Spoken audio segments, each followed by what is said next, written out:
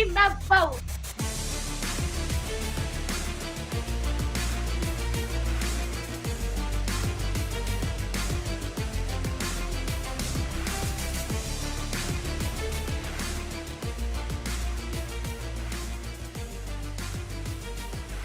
Court is in session with Ryan in Sactown on If You Don't Like That.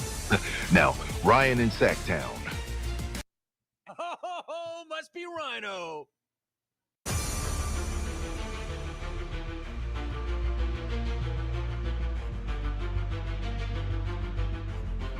Let it marinate a bit. I wanna let it marinate a bit.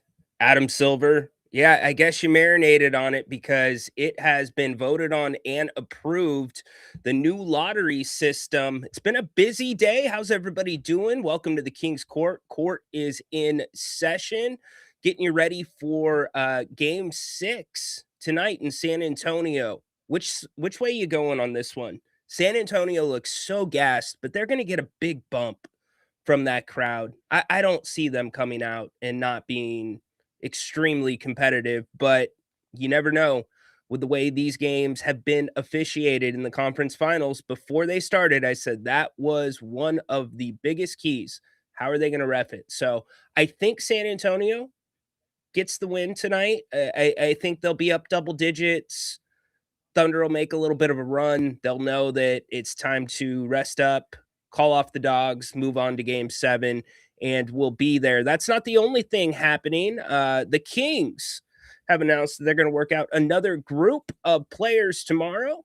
Found out about 2 hours ago. There's the list for you. If you want to go research some of them, it looks like, another group. Like I said, you're not seeing these big names come in. You're probably not going to see a lot of them. And if those names do come in, they're going to be worked out probably individually rather than in a group.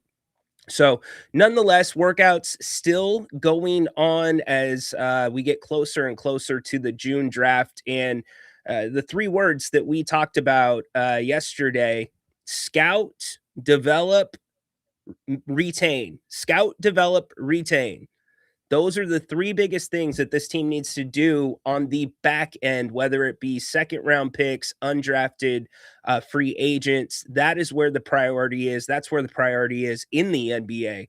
That's how you get the deep benches that you see with, well, I'm not going to say Oklahoma City. That's not fair because Sam Presti's done something different there. But I think Indianapolis would be a good, or Indy would be a good example of that. The Spurs would be a very good example of that as well. I know they've got a little bit lucky with that Wemby draft pick. It's changed everything.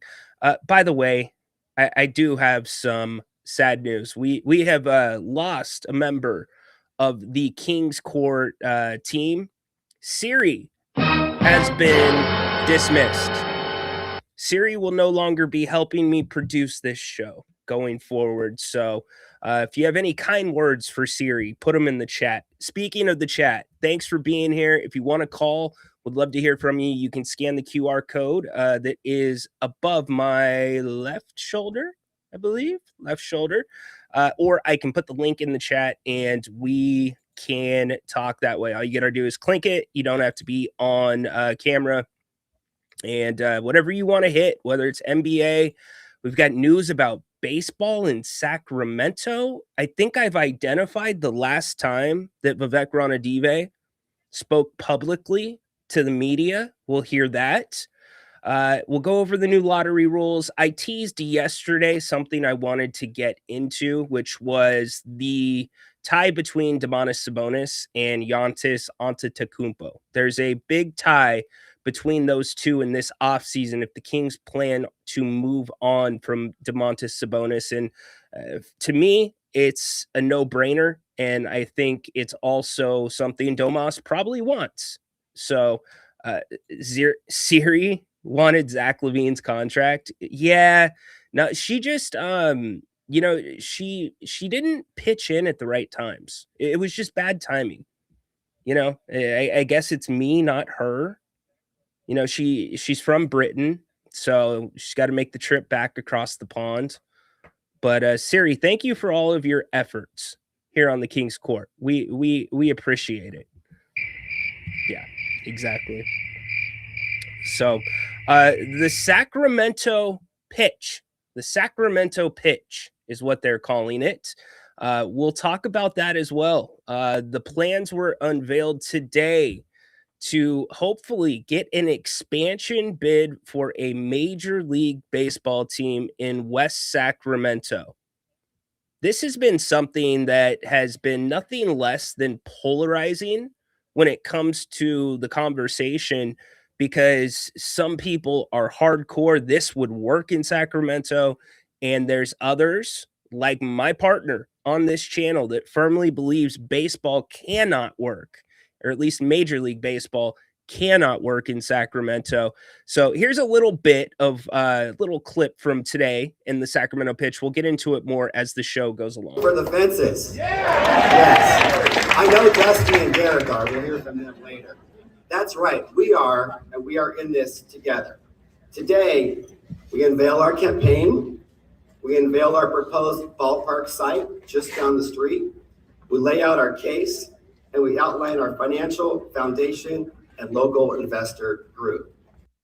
And we'll tell you about all of those players. There's one big player in this that they still need. Reports are Vivek Ranadive does not want to be the managing partner of a baseball team, but he's also kind of been the driving force that let the A's use the Coliseum. He's talked about, conversations with Rob Manfred. And speaking about baseball and Rob Manfred, this would be expansion around, I believe they would announce the teams, and this is a very rough timeline, around 2028, 2029. Let me just give you a couple of facts on it. Okay. So yeah, Rob Manfred is here we go. Rob Manfred's retirement in early 2029 and new ballpark potentially opening in 2033. So Rob Manfred had suggested that they were targeting that 2029 date to announce expansion into Major League Baseball, particularly a team maybe here on the West Coast. Now, here's the problem. You might not have baseball until 2029 or 2033 because they are approaching a new CBA, which I don't see where this is going to meet in the middle. Jeff Passan explains. Negotiations is, and this is something we've been waiting for a long time. The MLBPA came today with its proposal, and a lot of the things in there were not surprising. They want players to get paid more money. That's obviously a starting point for every negotiation when it comes to a union. But there were a few interesting elements in there. The competitive integrity tax, which essentially would be a floor for teams to spend above. And if they don't, they get penalized in the same way that if you spend above the competitive balance tax, you get penalized for that. You see the increased minimums there, almost doubling the minimum salary and increasing the competitive balance tax from $244 million base threshold to $300 million. The big one, though, and I think where if the MLBPA wants to avoid a salary cap, the way to do it is through revenue sharing. And in the MLBPA's proposal today, it essentially takes local television money, which is not shared very much right now, and shares about 2/3 of it on top of a base of $50 million equal distribution from all teams. And the idea behind that, and not sharing other local revenue, is so that if teams are winning, people are going to go to their ballparks. And the Players Association wants those teams to be rewarded for going out there, for spending money, for putting competitive teams on the field. So there was a whole suite of things that they came with. But at the end of the day, the really interesting part is going to come tomorrow when, for the first time in 30 years, Major League Baseball is going to propose a salary cap. And the details of that are going to be the interesting part. What's the revenue split going to be? Would it be 50-50? What's the top end going to be? What's the floor going to be? And more than that, what are they going to offer major league players in exchange for this thing that they have vehemently opposed the entirety of the existence of the union? So that's Jeff Passan. That was yesterday. So the cap probably was rolled out today. We'll get into it a little bit more, at least the proposal for that.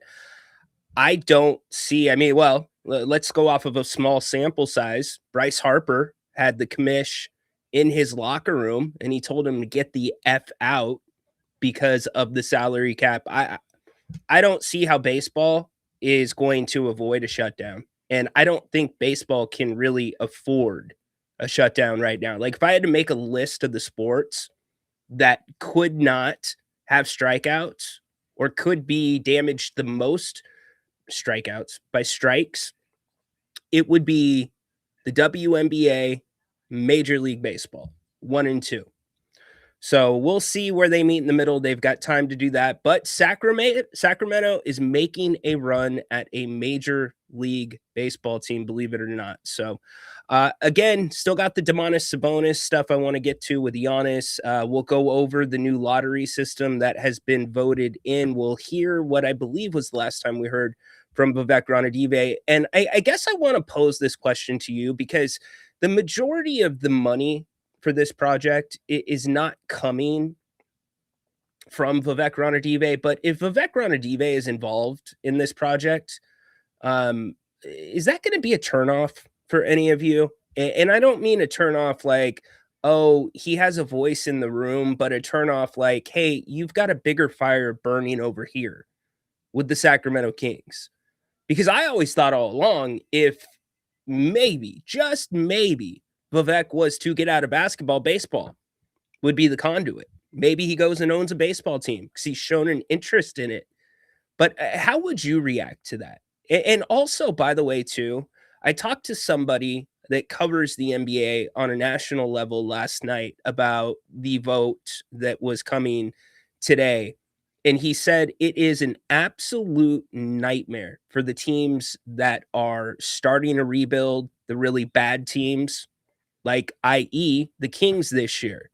Talk about awful timing and awful luck. He also said what I said yesterday. He said it is a major overreaction, but they have to have a big reaction to the biggest tanking problem that they've ever seen. And that's why they've got the 2 to 3 year period on it to where it can sunset. But if you're the Kings, it's just like, man, if you're a fan of the Kings, it's just another kick to the groin. Because now, like, if you're Scott Perry and you've got this plan, assuming he does, which he's been talking about, wants to build a sustainable winner, you know, that doesn't happen in a season. That's going to take a couple of seasons to at least start getting the building blocks that can fit around a star player that you would normally get in the draft. And you're possibly going to be frozen out of those top picks if you're one of the worst teams. Does that accelerate the process when it comes to rebuilding now? I mean, are you kind of pushing the bad teams into a corner to make decisions quicker than they would want to make? So we'll go over all that in detail. I want to get to you first. By the way, we are confirmed starting next Wednesday, 3:30 p.m. Mark your calendars. Jerry Reynolds Wednesdays. Jerry will be with us for about an hour every single Wednesday. We will talk about the NBA draft. We might do a little debrief on the season and what it looks like right now in terms of the front office, what Jerry would be thinking about with the money that's on the books and the mechanisms to get yourself under the second apron, which the Kings are currently projected to be in. So Jerry, every Wednesday, 3:30 p.m. Well, the time might change here and there, but Jerry, every single Wednesday, right here on If You Don't Like That in the Kings Court. Can't wait to have Jer with us. And thank you for being here. Paul, kick us off. Hey, Rhino, on the scout, develop, and retain. Feels like the Kings maybe scout and develop. Then it was like, well, we know he's got talent. How do we make it fit? Yeah, I said it yesterday, Paul. That's exactly what it's been. You've only retained one, but you have to give Scott Perry credit for getting Dylan Cardwell signed to a 4-year deal at a fair number. As soon as they felt like it was at that point with him, they were ready and confident that he could play in the NBA. They got it done. Keon Ellis is the really interesting one to me. We talked about him yesterday. I don't know where that started. I mean, it obviously started under Mike Brown. Mike Brown didn't know how to fit Keon in all the time. And I guess the crux of what I'm trying to get to is if there was a fracture between Keon and the team, I don't know where that started. Did that start with Mike Brown? Did it start with Doug Christie and Scott Perry? You know, and then you move on to what I said yesterday. It's like, what's with these coaches not knowing how to use Keon Ellis? It's pretty simple. He's not your star. He's not going to be the guy that sells all the jerseys.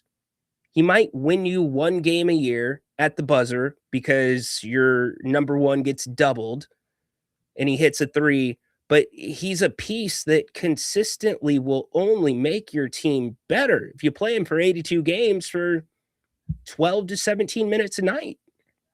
So retain, retain, retain. Scott Perry has done that so far, but I have to point this out as well. Stockton is not completely you don't give them all the credit for how good the Kings have been with this, but they definitely deserve some of the credit. And Gabe Harris, who was at the helms in Stockton as the GM, no more. He moved on. He's the general manager of Memphis now, not Memphis in the NBA, the Memphis Tigers in college. So what's that going to look like? And by the way, he did that with 3 different head coaches in 3 different years, which is amazing. Back-to-back finals appearances, 1 championship, etc. So it'll be interesting to see how Scott, and he's already got another GM in place, but if this can continue. Scott's 1 for 1 right now.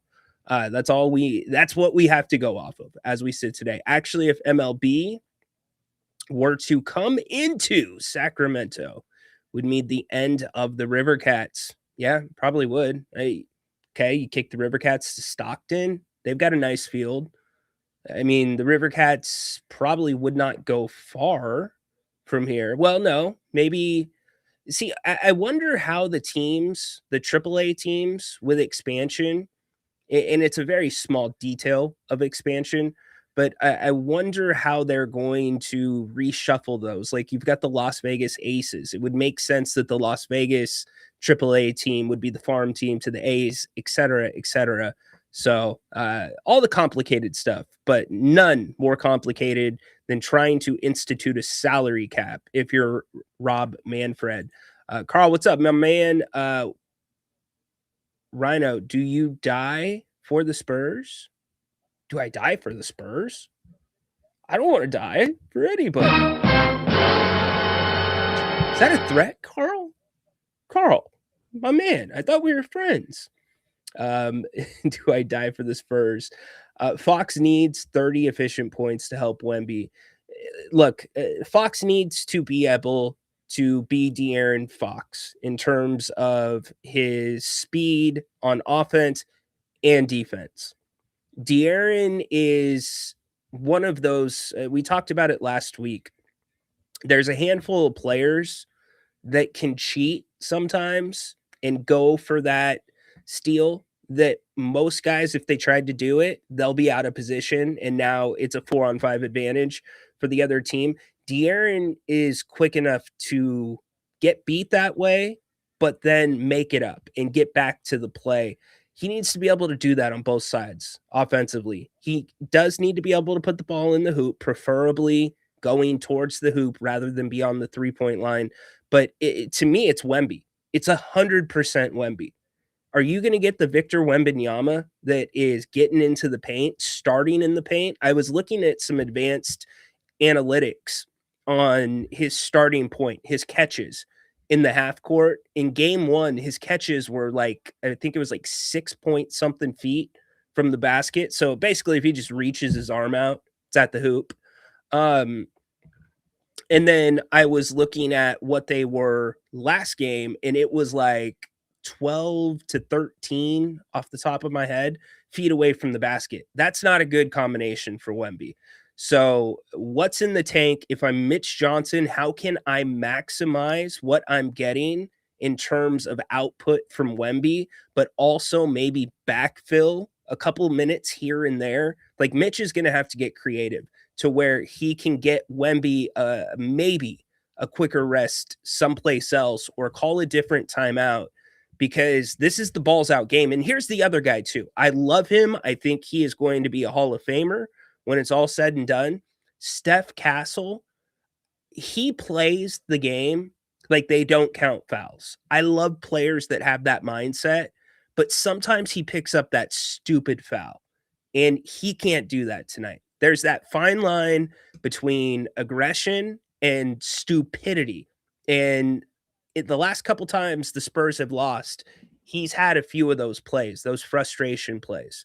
But the stuff that he does for a second year player that you don't see usually, that the camera doesn't pick up, it's like vet stuff. This guy is so far beyond his time, but he's got to be able to stay on the court too. You need Vassell to be able to hit some threes. The Spurs have not had a starting problem like coming out of the gates. The Spurs have had a problem maintaining. The second quarters have been difficult for them in the last couple games that they've lost. Peter says Nashville and Utah are the front runners, with Portland being third. Yeah, well, we'll listen a little bit more to the pitch here in a second. Utah has land, money, and a ballpark design. They had renderings, I believe, or they're in the process of getting renderings. I didn't go today to the event, but I can't imagine they're going to have to do something to obstruct the sun in some way in a Sacramento ballpark. You have to. If you go to an A's game a day, or like say like a 6:05 game, and you're on the first baseline, good night now. You better have like SPF 195 on. And that's only the springtime. Wait till it gets to the summer. So we'll see, but bigger fish to fry than the sun. Portland has a concept and location for the team. Well, I guess the Kings do too. Well, okay.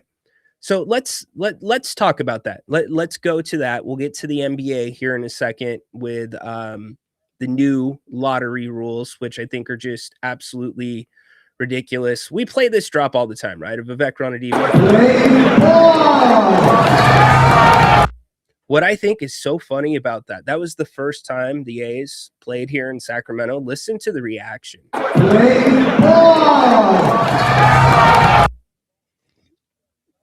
There's like nobody. They didn't know how to react to Vivek, and I don't blame them. All right, where are we at? There we go. Sacramento pitch. So Vivek, when they did the announcement that the A's were going to be temporarily playing in Sacramento, it dates back to 2024. I believe, because we ask the question all the time, when was the last time Vivek was available to the media? I think this was it. This was Vivek being asked about baseball temporarily in Sacramento, but then he gets questions about pushing possibly for a major league team in Sacramento. And he talks about his vision for Sacramento that goes beyond sport. You have that Major League Baseball is going to possibly expand here or let you keep this team if Las Vegas doesn't go through? Yeah, so I've been in touch with the commissioner and I've gotten to know him, Rob Manfred, and they will be creating a new team. They want it to be on the West Coast. They'd love for it to be in California. And I think this is a great showcase for us. We can prove that there's a market here. We can make the team successful. I think we're in pole position to get the new franchise. Specifically, it's nice, but is there any assurances at all, or is this just something he said he would be willing to entertain? I mean, is there any type of guarantees for this? Because in negotiating this, you're driving down the price in another market. You're taking a team here. So what is in it for you to do this? Yeah, no, there's no guarantee. You know, we have to show what we can do. And I have complete confidence that if we set our mind to something, This is an incredible city. We have the best fans in the world. And at the end of the day, the best fans in the world will make it happen. Vivek, what does a perfect world situation look like 3, 4, 5 years from now, from your standpoint? Well, I'd like to have Sacramento be one of the sports media technology centers in the world. This will be the city of the future, and it starts with sports and entertainment. So right now we have an NBA team, and we'll have an MLB team, and in the long term, I'd like this to be a place with a permanent MLB team and other teams.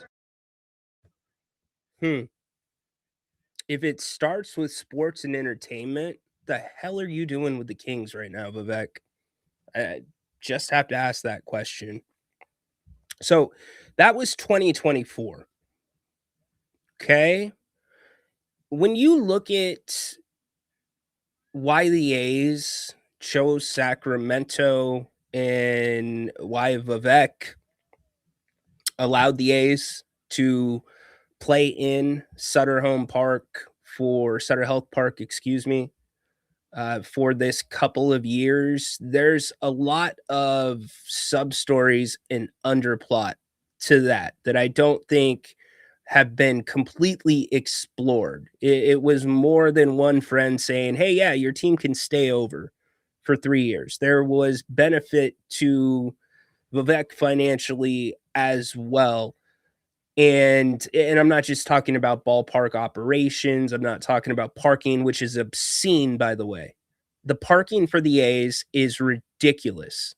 It's $40 at minimum to park to go to an A's game. That's way too much. Way too much. Anyways, back to the point. There's other benefits that he's getting from this. So whether Rob Manfred is interested in Sacramento, whether he's not, Sacramento is interested in at least making a pitch to get Major League Baseball. Here were some quotes from today's event. As you know, MLB has not yet formally announced an expansion effort, but when they do, Sacramento will be ready. We spent the last year working quietly behind the scenes to build the partnerships, the investments, and the long-term vision in order to compete effectively for an expansion franchise. And today we're announcing 3 things. First, we've got a fantastic site, and it's right here in the Bridge District. We've secured a 50-acre parcel just behind you. The site is fully zoned and entitled and ready to go. It's large enough to hold a modern Major League ballpark with all the amenities that fans have come to expect. But this effort is bigger than just the ballpark. It'll be the catalyst for the development of a vibrant waterfront district with shops, restaurants, and public amenities that our community has long desired and that will serve us for decades to come. We're already playing ball here, and now we're ready to build a better venue. Second, we have the money. We have secured commitments for $1.8 billion in public and private investments.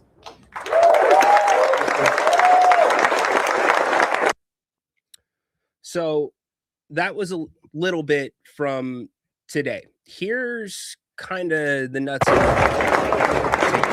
Sorry about that. That was loud. Here's the nuts and the bolts of this. He talked about the 50-acre mixed use development.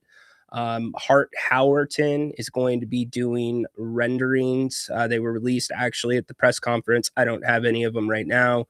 The existing site would eventually be raised to make way for the new facility. The site is already under zone control, as he said. They don't have that big, the big fish yet. The managing partner, whoever is going to put up that big chunk of money, reportedly, not from me, sources have said, if you go through X and whatever, that Vivek Ranadive does not want to be that person in this, but I do believe Vivek is somewhat involved, at least financially. He does want to be a part of it.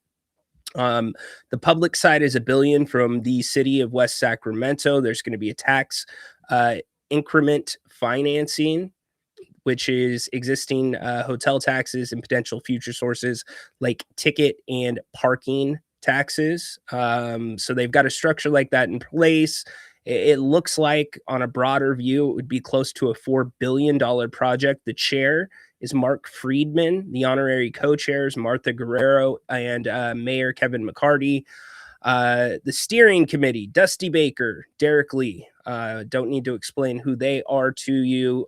Some of the challenges, again, finding that deep-pocketed owner that's going to do that. Some other quotes from today, Martha Guerrero, we are ready to compete for a permanent MLB team. We're built for this. We're ready. Bring it on. Mark Friedman, when MLB moves forward on expansion, Sacramento will be impossible to ignore.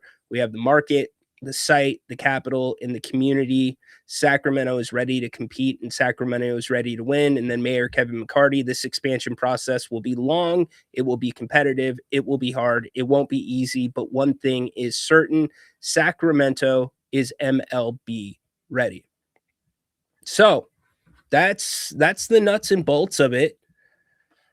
It's a ways out. I still pose the same question that I posed earlier. If there is involvement with Vivek Ranadive in this project, how do you feel about it?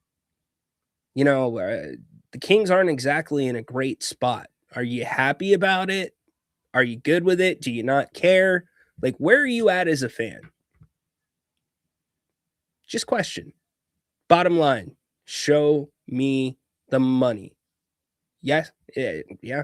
I mean, you're taking a lot of risk.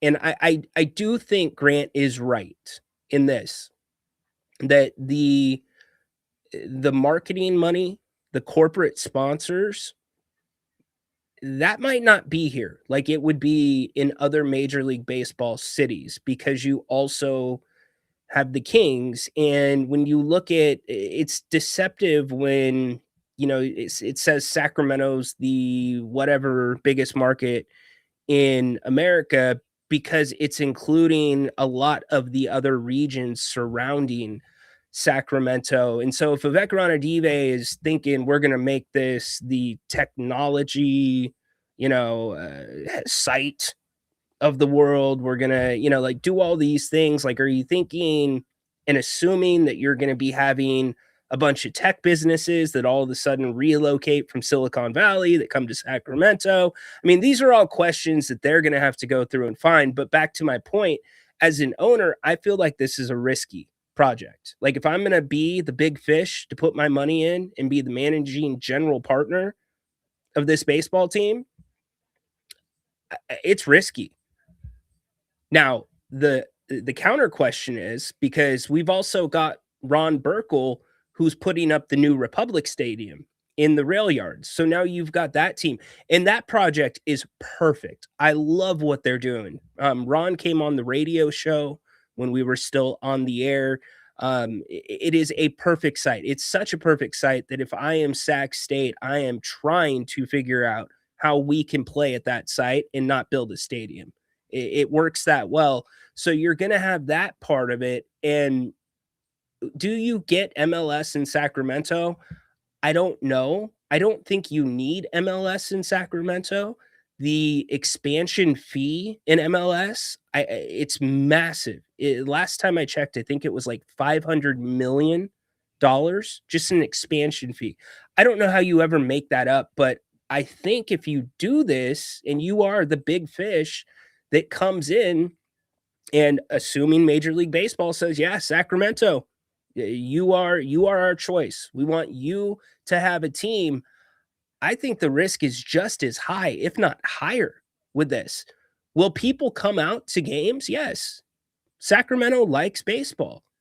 They've supported the River Cats. They've gone down to Stockton to support the Ports. They used to go down to Modesto to support the Modesto A's. It's a baseball town. You have a lot of people that are A's fans, well, were A's fans, Giants fans.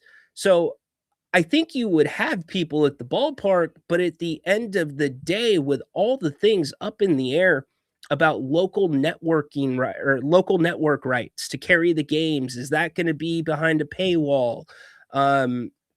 And again, the corporate sponsorships, yeah, you'll have some, but I don't know that they'll be on par with some of the bigger cities or even some of the smaller markets that are right now part of Major League Baseball. Because for a smaller city, relatively speaking, I would say most of the resources around here with the corporate money pours into the Kings. So are they going to double down and go with the baseball team too? So it's risky. I don't know if Sacramento gets the baseball team. This is a big swing by Sacramento. It kind of came out of nowhere, but we'll see. Something to keep your eye on. Let me know, like, you in favor of it? Would you go? I don't even know what you would call the team. I guess we're getting ahead of ourselves. And again, you might not have baseball until 2033 with this looming strike in salary cap. Nashville is the darling expansion, with former A's Dave Stewart being the community leader. Look, Nashville is in the running for the NBA too. In fact, I would not be surprised in the least, because the Grizzlies are going to be playing a few games this season in Nashville. I think it's a little bit of it's a test run. I could see the Grizzlies in Nashville. So now in Nashville, you would have Major League, but see, there's more corporate money there. The entire country music industry is in Nashville, and it's becoming one of those more up and coming hipster. I don't want to say hipster, but historical too cities. It's got a little flavor of Austin in it, but it's also got the historic behind it.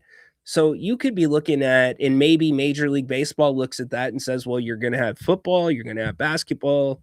Is it going to be too thin to support baseball? Who knows? I don't know what the qualifiers are when it comes to that. And quite frankly, I don't really care whether or not the city gets a baseball team. It's not going to be like a ride or die, like upset or happy thing for me. It's just going to be like, okay, cool. Maybe we'll go to a game. But can you, and when I talk about the corporate money, that goes directly to being able to pay players and get the better players. And maybe, in all truth, a salary cap could help a smaller market succeed in baseball. So it's funny that this all comes out on the same day. Thumbs down for Vivek. The Portland baseball site will not be named after Haunted Horse, nor will he be the play-by-play. Dude, Haunted Horse would be canceled in about 10 seconds if he was on air doing sports. I mean, again, I do the Haunted Horse roulette. I never know what's going to come up with this guy. Haunted 00 Horse. Jim, I also fathered an illegitimate child. Like, who goes on to a nationally syndicated radio show and tells the audience and tells the host before he tells his friends that he fathered an illegitimate child? Like, it's not the kind of guy you want doing your games. Just saying. But I would relish see give up the Kings for, yeah, he says he doesn't want to do it. Doesn't want to do it. Uh-oh. Am I getting DM'd? Am I getting pulled back by a horse? Peter, come on the jet and let horse try it. Come on. What's up, Johnny Finch? How you doing, buddy? Hope you're having a good day. Adam's in the house. Do you think OKC closes out tonight? I'll take your answer off the air. I do not. Nope. I do not. But I have fought it all day. I've been looking at the series. I've been looking at the differentials. They very well could. If they do, let's put it this way. If they come out like the Knicks came out in game 4 against, if they have it, this will either be a good game or it's going to be an Oklahoma City blowout. And I don't see that happening in San Antonio. I just don't. De'Aaron, if he goes down, if Harper goes down, now we're talking a whole different ball game. But I just feel like this one's going to go 7. I had the Spurs in 6, so I'm going to be wrong with at least the series length, and it's going to be a big ask for San Antonio to both win tonight and go into OKC and grab a game 7. But if anybody is the best suited to do it, it's the Spurs, because you've got Wemby. And as for the Knicks, who are sitting here waiting on whoever wins this series, I truly believe if the Spurs win the series, the Knicks will be favored in the NBA Finals. And I think that's a better matchup for the Knicks. If it's the Thunder will be favored. And I think the Thunder is it's not a good matchup for the Knicks. The depth is not the same. So we shall see. Stockton has the porch. Yes, they also have a great Mexican restaurant called Nena's that's right there on the water. It's do or die. Yeah, not really. Agree that it's on Wemby. They have to protect the ball. Yeah, they do have to protect the ball. They have not been very good at that whatsoever. What would a Portland baseball team be named? I'm gonna keep my submissions to myself. I don't want to offend anybody. The Sasquatches, the Portland Sasquatches. That's what I would say.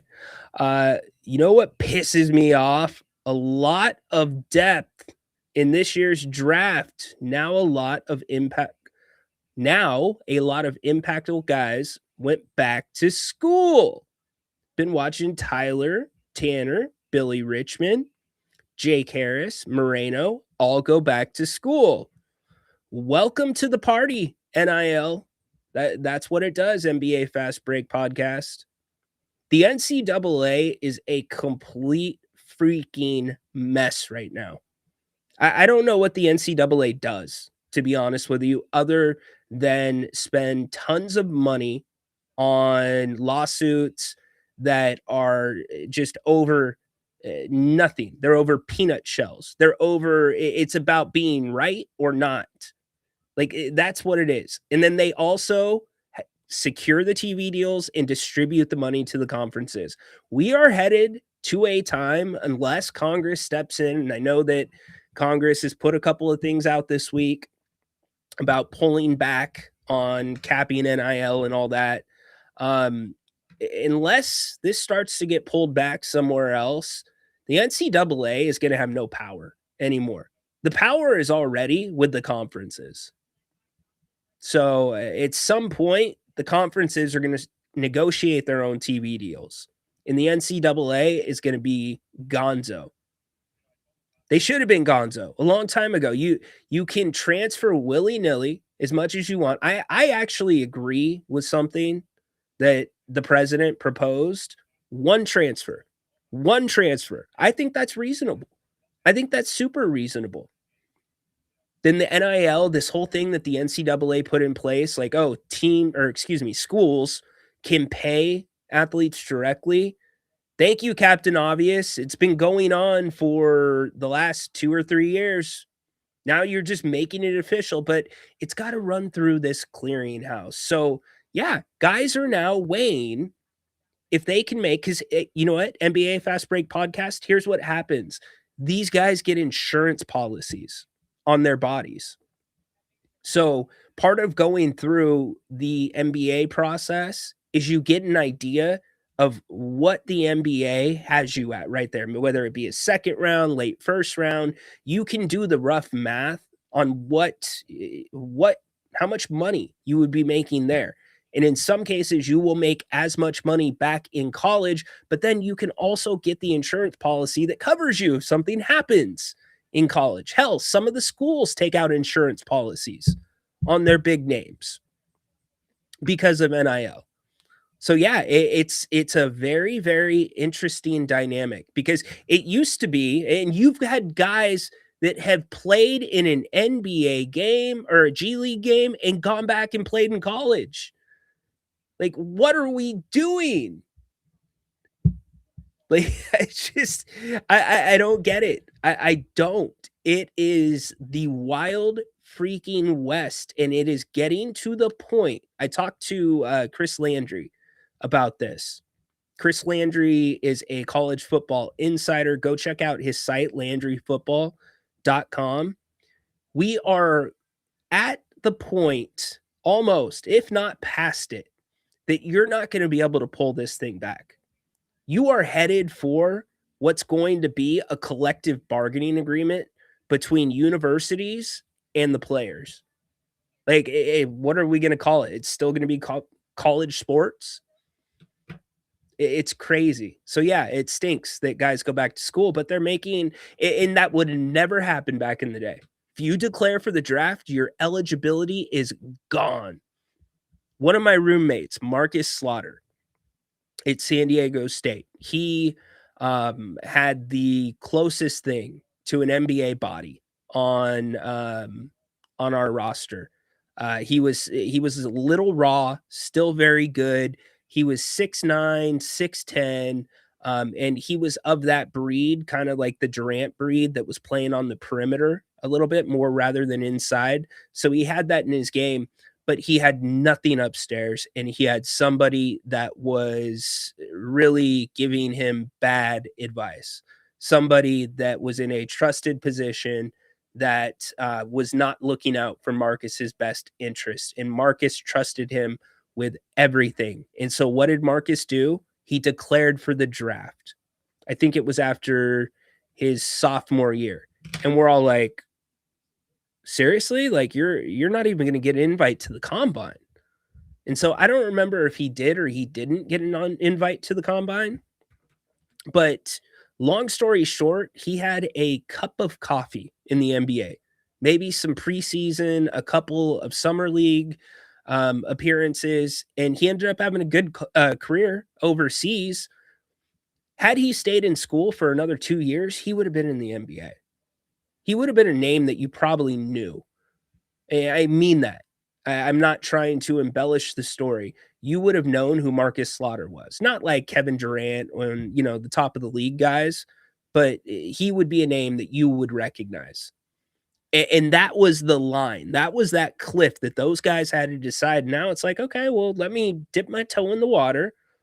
Let me get my value, understand my value, and let me leverage my value. That's another word we haven't used. Leverage my value against my university. Hey, scouts are saying after the combine, I had a good appearance. These teams really liked me. Their mock draft 19.6.3.2 has me as the 29th pick.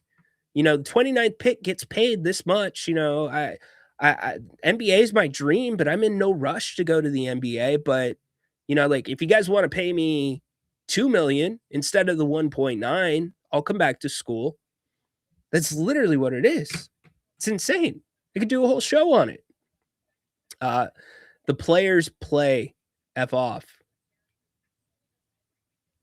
Okay. Yes, the players do play.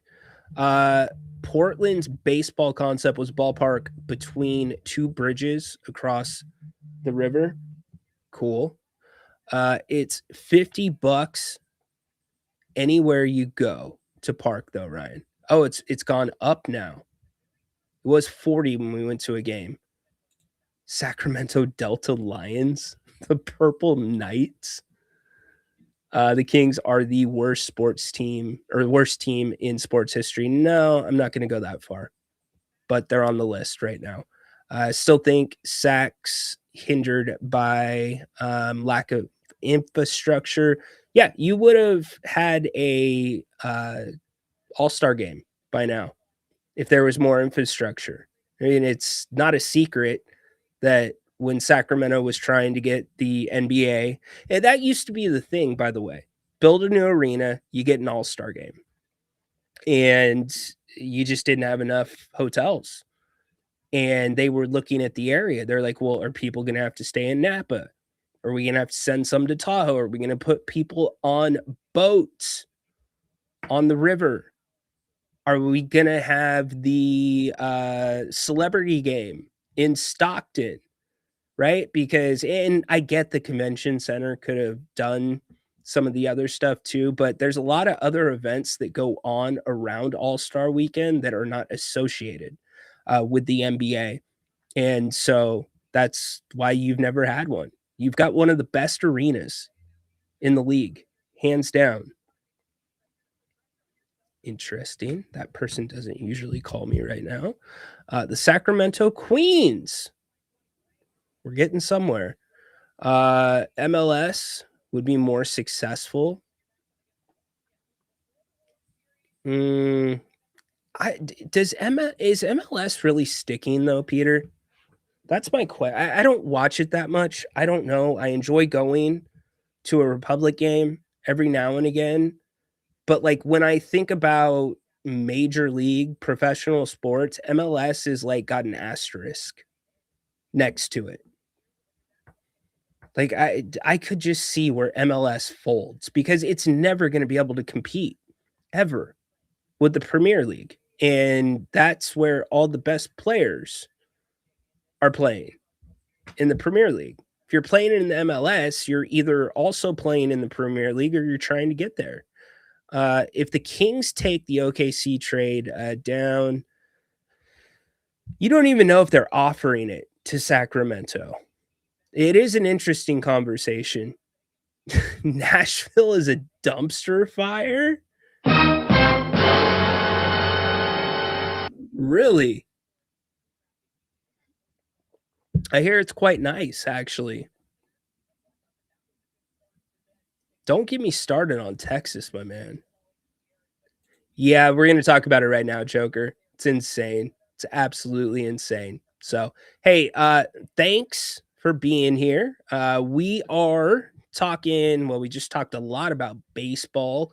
We're going to talk about the new NBA lottery process, which we talked about heavily yesterday.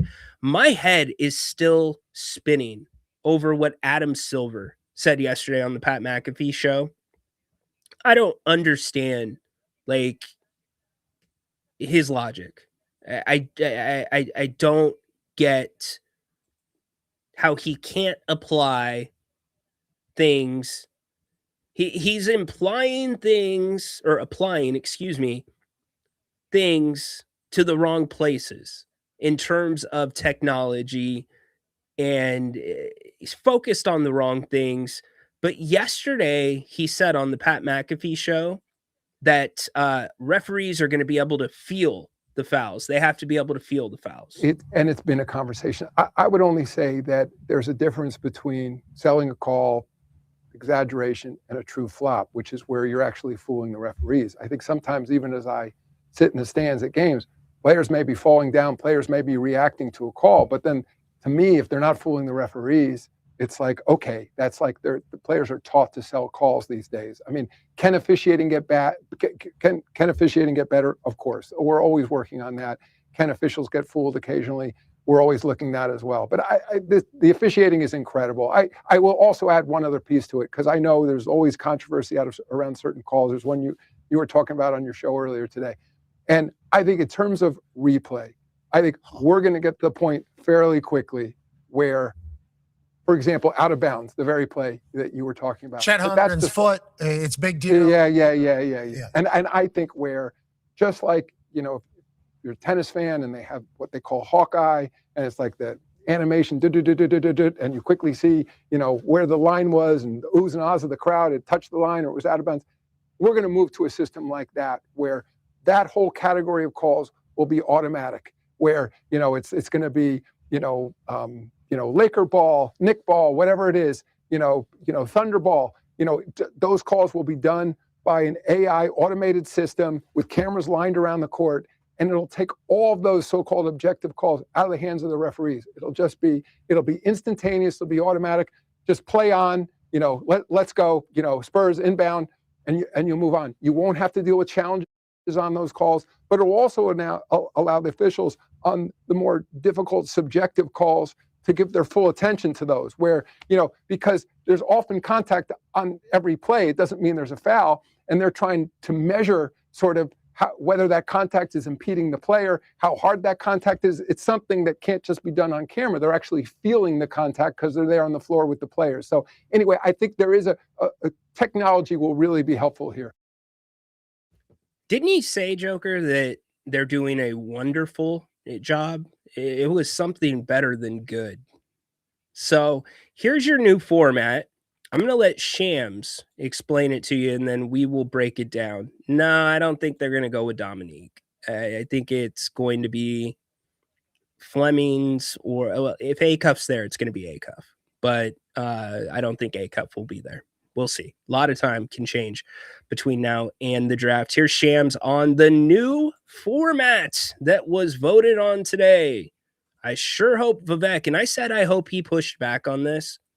You'll never know whether he did or he didn't, but it was approved. Here's Shams. Voted and approved new anti-tanking rule changes, draft reform moving forward, starting in the 2027 NBA draft. The draft lottery will now move from 14 teams to 16 teams. Overall, there will be flattened odds, but most importantly, the bottom 3 teams will be punished with lessened odds moving forward for the number 1 overall pick. It's called the 3-2-1 lottery reform because now if you're a bottom 3 team, you will actually be penalized with lesser lottery balls, as in 2, than other potential teams that are slotted 4 through 10. I'm told the vote passed 29-1. The Memphis Grizzlies were the lone team to vote against, and that's because they have the Utah Jazz pick next year that now, because of the new rule, which has a couple stipulations, one being you can't pick number 1 in back-to-back years. The second stipulation is you can't have a top 5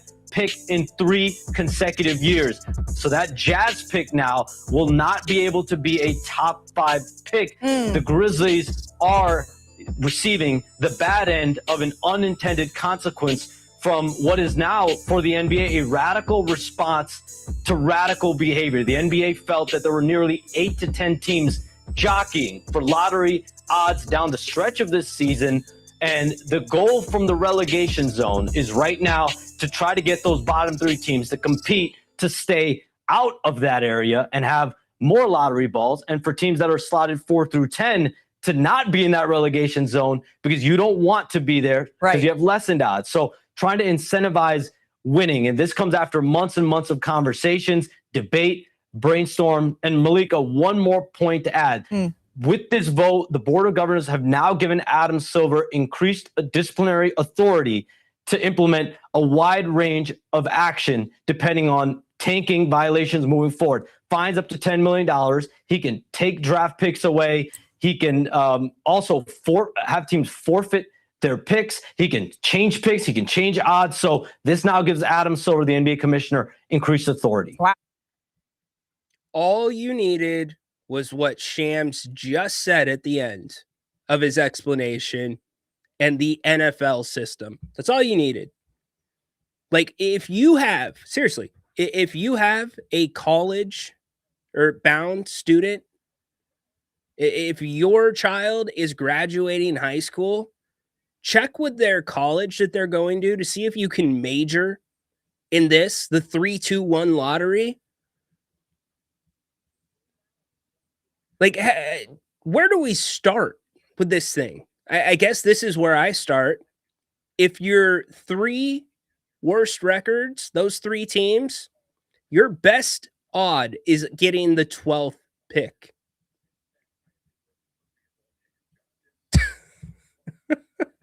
Let me repeat that. Your best individual odd is getting the 12th pick if you're those 3 teams. This is beyond radical. I'm just going to say it. This is batshit crazy.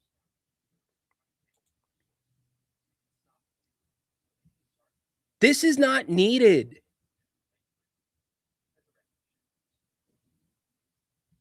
If this is what they settled on, could you imagine what they were talking about?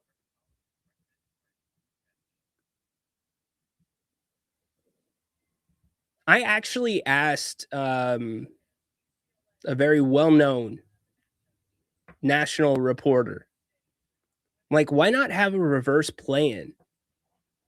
And he goes, it would be great, but the players don't care. Like, what's in it for the players? Good point. Doesn't go towards the record. You might be playing to have somebody replace you. Like, this is just too much. I think when we sit here at this time next year, we are going to crack up at how stupid this is and how screwed some teams are going to be. Okay, so you know what I'm going to lean on here? Here's what I'm going to lean on. If the Kings go out this season, they play the best players that are on their roster. And by the way, the whole thing about the Utah pick, that Utah pick was not going to be in the top 5 unless they got lucky. Utah will be at least in the play-in, if not in the playoffs next year. Guarantee it. Book it. But what I'm going to lean on, and I sure as hell hope Scott Perry, Vivek Ranadive, Doug Christie are going to lean on, is if we do everything we can, we play our guys, we're trying to stay out of the bottom 3, but we just suck because we're developing young players who are going to make a lot of mistakes down the stretch. They're getting invaluable experience. We've done the most due diligence we can on making trades. There's nothing out there. What I'm saying is document your case. At this point, with the 3-2-1 lottery, if you're a franchise that very likely could end up in those bottom 3 spots, you got to do everything right, and you have to hang on to what Sham said at the back end, that the commissioner has the right to change odds, that the commissioner has the right to change draft places. He's got that magic wand. Now, you're talking about a commissioner that has been spineless for a lot of his time in charge of the NBA. But that's what you've got to think about. That's where I'm at. You have got to hope that the commish sees that you have gone all out, and hopefully the Kings aren't close to the bottom 3. But let's be real. They're probably going to be in the remaining non-play-in teams or in the worst 3. Strictly because of the financial situation that they're under. All this does is it helps the big market teams even more. And so I go back to the 3 words: scout, develop, retain. That is where the Kings are going to have to put all of their energy. That's why the Kings are going to have to keep looking and digging. There's a lot of good players out there that will not be drafted. You have got to find the right ones for your system, and the Kings have been good at that. They've been good at developing them, but now you have to retain them. You've retained 1 of 3.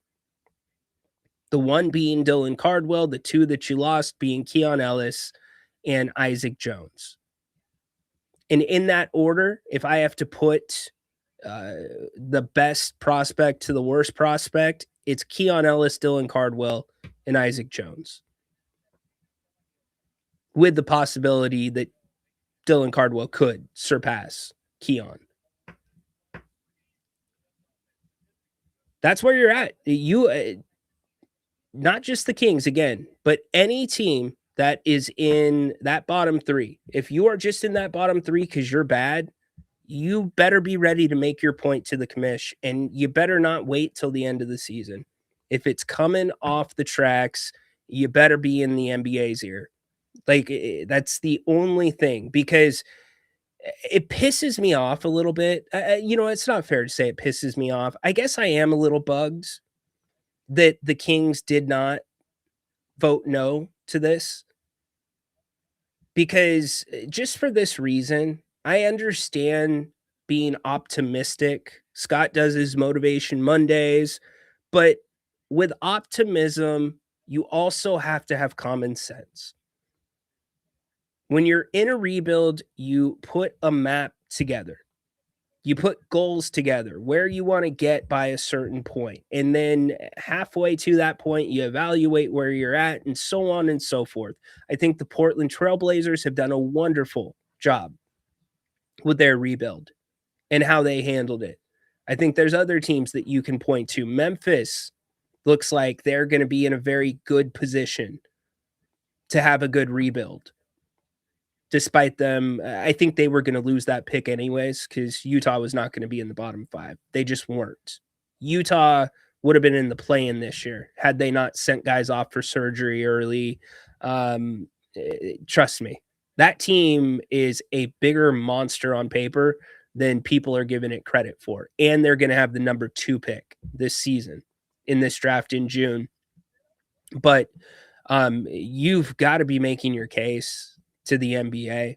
But God, the Kings, man, why do you not push back on this? And maybe they did. And ultimately, I don't know the ethics around that. Like, maybe it's bad form to vote no against something unless you have that bona fide reason, like Memphis had, because this is a 2 to 3 year thing.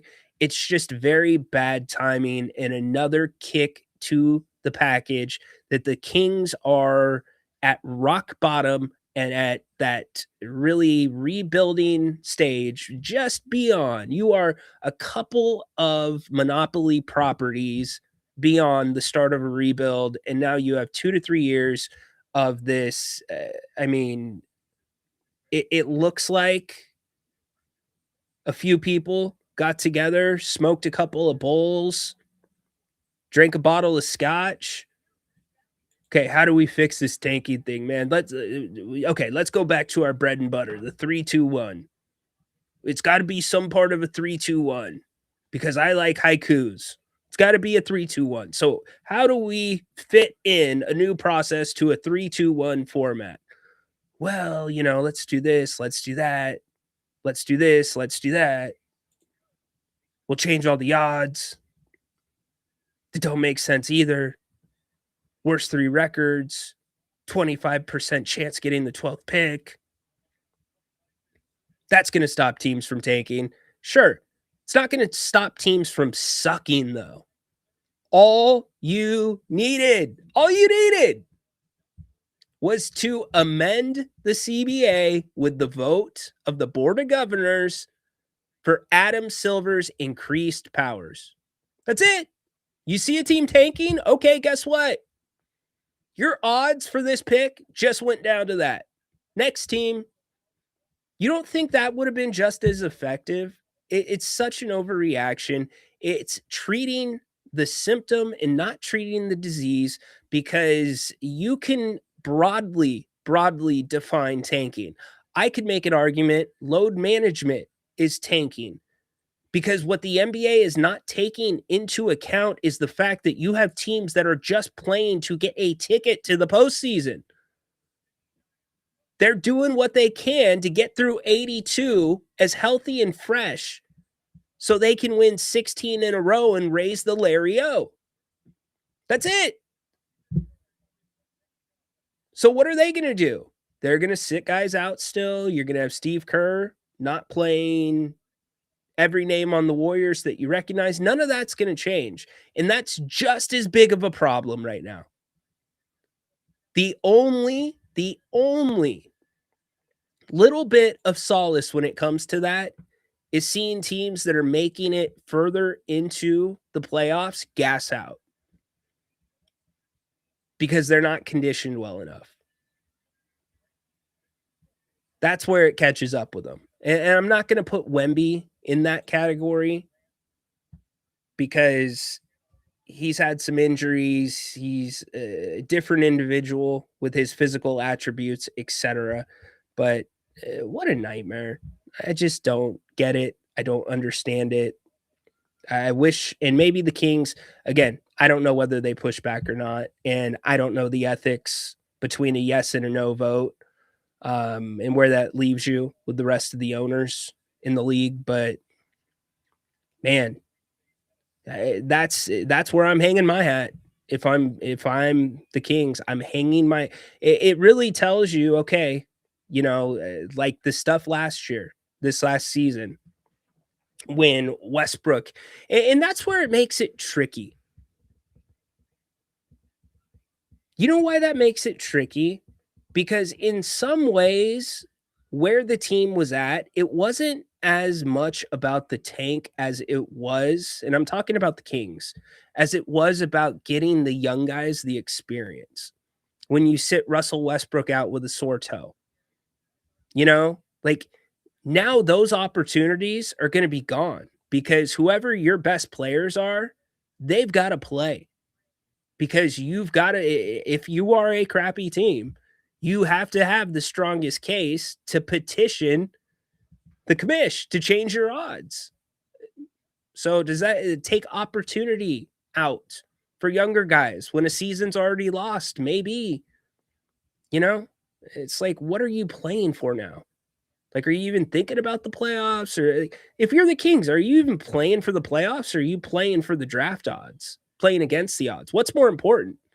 Looking at the standings to see if you're going to be in the postseason, which is very unlikely, or looking to make sure you're not in the bottom three. It's silly. Let's get to some of your comments, and then I want to talk quickly about Domas Sabonis before we get out of here. Yeah, garbage. I agree with you. They're not, I know. It's like out of fantasy land. Good teams. Well, yeah, pretty much. And then they were getting as cute as considering the Pacers. Like, hey, this whole thing about not having back-to-back, top 5 picks, or you can't have 3 top 5 picks in a row. You can't have back-to-back first picks. When they were going through all this, they used the Pacers as an example. Well, that's still a really good team. It's just Halliburton's out for the year. And now they're going to have a good pick. How do we stop that? Like, they overthought this so much. And they've come out with something that is very difficult to really understand. You know what you did, Kamish? What you came up with was basically one of those, what are those rooms called? Not a panic room. But like where you got to find your way out. You've done that on paper. That's what you've done on paper.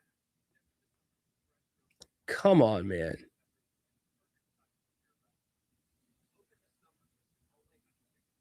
Uh-oh. Wrestling that requires dribbling. That's funny. A lot of players don't seem to care about the regular season other than making the playoffs. It's bad for the fans.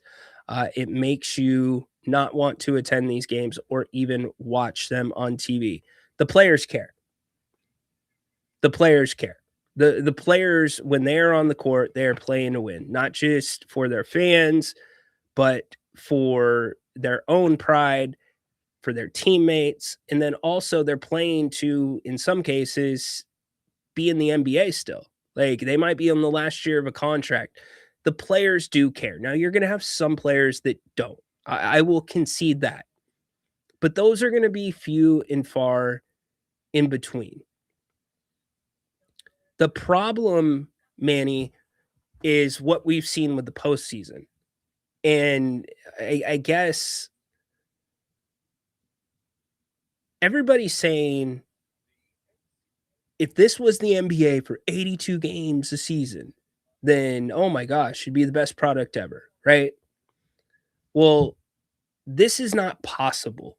This style that you're seeing, it can't be done for 82 games a season. The players would not make it through an 82-game season playing the style they have in the playoffs, what Adam Silver has dialed it up to. The players adjust to the officiating. And Adam talked a little bit about that yesterday. So when the officiating gets turned up, the players try to get a feel for where that's at, and they're going to go up to that line and do as much as they can to stay right behind it, but just over it, if that makes any sense. Just like kind of putting your hand over and bringing it back. In the regular season, it's toned down so much. So if you're Adam Silver, you're actually doing the viewer a disservice in a sense, by taking it from 20 and putting the dial up to 100. So I'm looking at the commish at that point, if that's the way it's going to be. And because what's happened is, look at how hard it is just to earn a 2-point bucket. It ain't easy.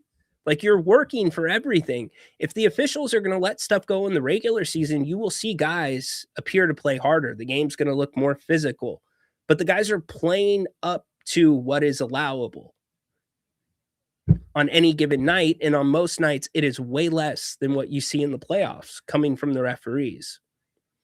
So I get you, though. I understand what you're saying, but I don't completely put it on the players. All right, let's talk really quick about this, and then we will get ready to dismiss for the night. I've been telling you there is a strong tie between two players, in my opinion. That is Domas Sabonis and Giannis Antetokounmpo. Why am I saying that there is a tie between those two? Giannis is the biggest name on the free agent market this season, hands down. Giannis has played this back and forth game with his team about, well, I want to stay. No, I don't want to stay. Yada, yada, yada. And now we're at the point where Milwaukee has tried to rebuild to put a championship team on the floor this past season, and it didn't work out. Then they wanted to save Giannis so he didn't get hurt, so you can still trade him in the offseason. And you've got this whole drama. It's a bad place to be. They trusted Giannis, and Giannis gaslit them. So Giannis is going to be on the move. He ain't going back to Milwaukee, but he is the number one free agent. Not free agent, number one target for every front office. And understand, we're talking about a handful of front offices and teams that will realistically be in the running for Giannis, because it's got to be someplace that Giannis wants to re-sign as well. So why does that tie back to Domas Sabonis? Because I don't think many trades are going to happen until the Giannis shoe drops. And I'm going to point directly to this past trade deadline, where we were about, give or take, 20 hours out from the trade deadline, and we got the news that Golden State was trading Kuminga. That's immediately when we found out that the Bucks had pulled the plug on all Giannis talks. So teams decided to swerve. They went to their plan B. Well, you have a group of teams that are looking for Giannis, but outside of those group of teams, you have a group that is preparing in case Giannis comes to their conference, that comes to their division, whatever it might be, because you and that team that Giannis goes to may have been very close in terms of where you're at related to a championship, and that changes everything. So now you're going to have to make another move, and Domantas is going to be the answer, in my opinion, for a team to wherever Giannis goes. He's going to be the answer to the Giannis move for someone. Is it the Raptors? Is it the Warriors? I don't know. But I do know that I don't think Sabonis is going down until Giannis goes down. As soon as Giannis gets traded, the Sacramento Kings are on the clock. And the other thing that happens with the Giannis trade is that kind of sets the market. And Giannis's value is much bigger than Domantas Sabonis's. But when teams value a certain player, and I do think there is one or two teams out there, one for sure, that values Sabonis's skill set. If Giannis goes and stays in the East, and you're a team like Toronto that has an upcoming star in Scotty Barnes, and you look at the style that they play, and you look at how they played a little different in the postseason, more physical, and it looked really good. It's like, well, Domantas would be awesome with Scotty Barnes because they're both unselfish. Scotty Barnes, big guard, getting downhill. Sabonis seeing the floor so well. If you think that guy is that right piece for your team, I'm going to point you to Orlando. What did they do with Desmond Bane? Orlando said that's the piece that we're missing. We'll give up 4 draft picks for Desmond Bain. What about Mikal Bridges in New York? New York said that's the piece we're missing. We'll give up 5 picks for him. So value is at the eye of the beholder. So Giannis needs to move, and then hopefully the Kings can get off Domantas, because that's the easier of the 2 routes between him and Zach LaVine. And this is a trade that the Kings cannot get wrong. It cannot be reactionary. So many times the Kings have been reactionary rather than proactive. So I know Scott Perry is probably working the phones right now, trying to get an understanding of what the Giannis situation is. That's the number one thing I would be monitoring at this point. And I would have plans in place for teams that I want to target in each conference, depending on where Giannis ends up. If he comes west, I've seen the stuff about San Antonio. It's been talked about since last season. Jerry Reynolds and I first, and by the way, Jerry will be joining us on Wednesday. He'll be joining us every Wednesday going forward here on the King's Court. But at first, I thought, oh my gosh, you got to do it. You've got to put Giannis and Wemby together. That'd be, yeah. Oh, how would you even think about game planning? And Jerry and I had the conversation here, but then as we saw the Spurs start to develop, I think that would be addition by subtraction, adding Giannis. I think you would actually be hurting Wemby by putting Giannis and him on the same team. And I don't actually think it would work as well as everybody else does. I think the Spurs are really set up well. Now, here's your dark horse. It's the Oklahoma City Thunder. If the Oklahoma City Thunder get bounced by the Spurs in 7, they are on the clock for Giannis. I know it's not a sexy place to live, but they have the assets and the room to take him on. And think about the monster that would become, where you put Giannis in and you trade Chet Holmgren out. You've got picks this draft that you can part with. You're hoping, if you're Scott Perry, that Giannis moves on draft night. And maybe, just maybe, you can move Domas on draft night too. So we'll see, but nothing is going to happen before Giannis gets traded. Nobody is going to go for Domas before we know what happens with the number 1 guy on the trade block. So that's the tie, in my opinion, between those 2 gentlemen. SGA times Giannis, rip. You are upgrading Chet Holmgren. That's what you're doing. Ryan is hiring unqualified coach, tanking. It's a really good question, John. It's a very good question. I got to think about that. Sabonis is better than Bain and Bridges. There will be suitors for sure. Here's the, okay, yes and no, Tay. If we were talking about Domantas Sabonis, let me get his money up for you really quick. So if we were talking when the Kings acquired Domas, right? Let's look at their financials really quick as well. So when the Kings acquired him, it was under a different CBA, Tay, and they extended him, which I think was extending him was going to happen all along. I just think the timing of it was one of the things that actually hurt the Beam team, because that took away money to play with in that offseason. But this CBA, you can only afford to have, like, look at the conversation we're having about the Kings right now. It's like, well, you've got Zach LaVine who can opt in at basically 49. And then you've got Domas at 45. You can't have both guys. You're going to be in an apron.